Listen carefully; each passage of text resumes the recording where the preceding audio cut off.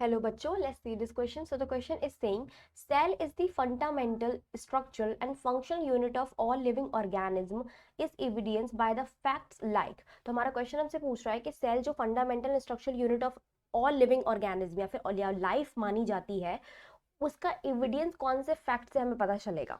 तो हमारा option A कह रहा है anything less than a complete structure of a cell does not ensure independent living. तो ये बिल्कुल राइट है बेटा। कंप्लीट स्ट्रक्चर की अगर मैं सेल की बात करूं तो cell must have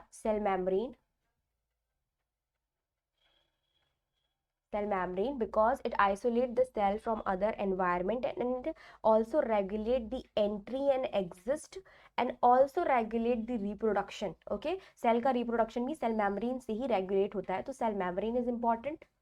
protoplasm is important.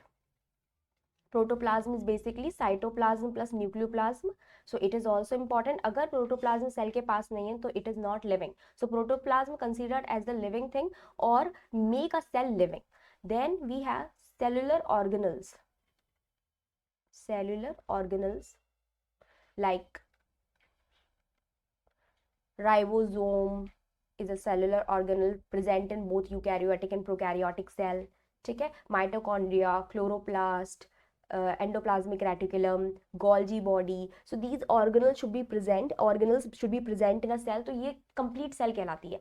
अगर anything less than a complete structure of a cell अगर है तो वो सेल जो है वो इंडिपेंडेंट लिविंग नहीं कर पाएगी। सो ये बिल्कुल राइट आंसर है, राइट ऑप्शन है हमारा।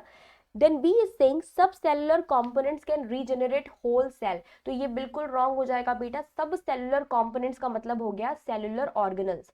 तो जैसे कि फॉर एग्जांपल ये कह रहा है माइटोकॉन्ड्रिया जो है वो रीजनरेट करके पूरी की पूरी सेल बना सकता है, तो नहीं, it is not possible. Mitochondria can divide by binary fission and produce two new mitochondria but it can not produce a complete cell. तो ये पूरी सेल नहीं बना सकता, तो ये गलत हमारा है।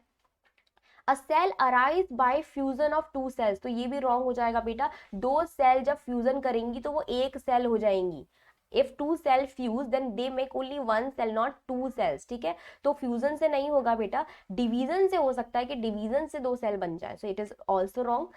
D saying all cells are totipotent, तो ये भी बिल्कुल गलत है हमारा। टोटीपोटेंट का मतलब होता है वो सेल्स जो कंप्लीट ऑर्गेनिज्म बना सकती हैं, उनको हम टोटीपोटेंट सेल कहते हैं। तो सारी सेल्स टोटीपोटेंट नहीं होती हैं। टोटीपोटेंट सिर्फ वो सेल्स होती हैं जो अर्ली एम्ब्रियो स्टेज में पाई जाती हैं।